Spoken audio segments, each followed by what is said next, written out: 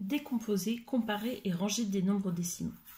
Alors, première chose, pour décomposer des nombres décimaux, il y a deux solutions. Soit je les décompose en fractions décimales, soit je les décompose en parties entières et parties décimales.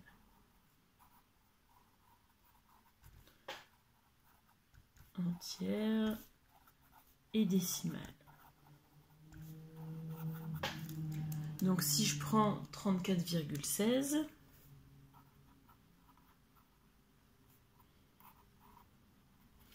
en fraction, c'est 34,16. Donc 16, j'ai deux chiffres derrière la virgule, donc je vais avoir des centièmes.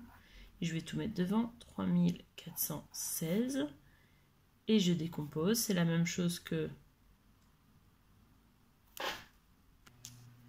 3400 centièmes, plus 10 centièmes, plus 6 centièmes. Ça, je sais simplifier, hein. Donc, j'enlève les zéros qui ne sont pas utiles. Il me reste 34, donc on aurait pu les garder depuis le départ, plus 1 centième, plus 1 dixième, plus 6 centièmes. Si je pars de 34,16, bon, quand on veut des décompositions, maintenant qu'on maîtrise les fractions décimales, le mieux c'est quand même de partir sur la partie entière et la partie décimale. Partie entière, ça va être 34, plus le 1, c'est la même chose que 0,1, puisque c'est 1 dixième, que je peux écrire également comme ça. Et 6 centièmes, je vais l'écrire 0,06. Voilà pour les décompositions.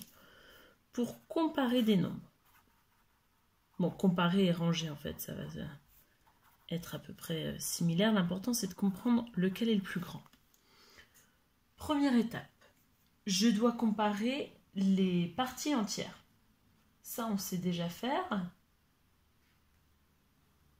Ah oui, avant, il y a une petite chose qu'il faut se rappeler. Pour comparer, ça peut vous aider. On ne compte pas le nombre de chiffres. Vous savez, quand on avait 176 à comparer, je comptais le nombre de chiffres. Là, je ne vais plus compter le nombre de chiffres parce que, rappelez-vous, on a le droit de rajouter des zéros derrière la virgule. Donc 4, c'est la même chose que 4,0 que 4,00 et inversement. Donc comme c'est égal, je ne compte pas le nombre de chiffres. Parce que si je mets ça et que je compte 3 chiffres, c'est pas bon, c'est un chiffre. Donc je ne m'occupe pas du nombre de chiffres, je regarde partie entière, partie décimale. Exemple, si j'ai 34,1 et 43,1. Partie décimale, partie entière, pardon, 34, plus petit que 43. Donc, c'est comme ça. Toujours, partie entière, on sait les comparer. Donc, on commence par ce qu'on sait déjà. Les parties entières, c'est ce qu'il y a de plus grand dans le nombre décimal, puisque c'est 0 ou plus, alors que la partie décimale, ça va être plus petit que 1. Donc, forcément, c'est plus petit, c'est ce qu'on verra après. Si maintenant, j'ai des parties entières identiques. Alors, prenons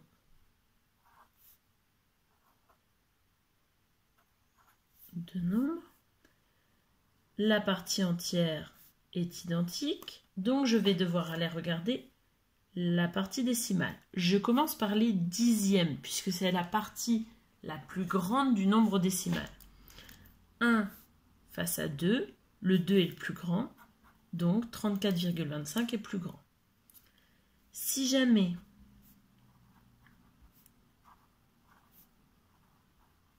mes dixièmes sont identiques, donc partie entière identique, dixième identique, je regarde les centièmes et je prends le plus grand. 6 c'est plus grand que 5, donc 34,16 est plus grand que 34,15. Attention, il faut toujours vérifier d'abord la partie entière.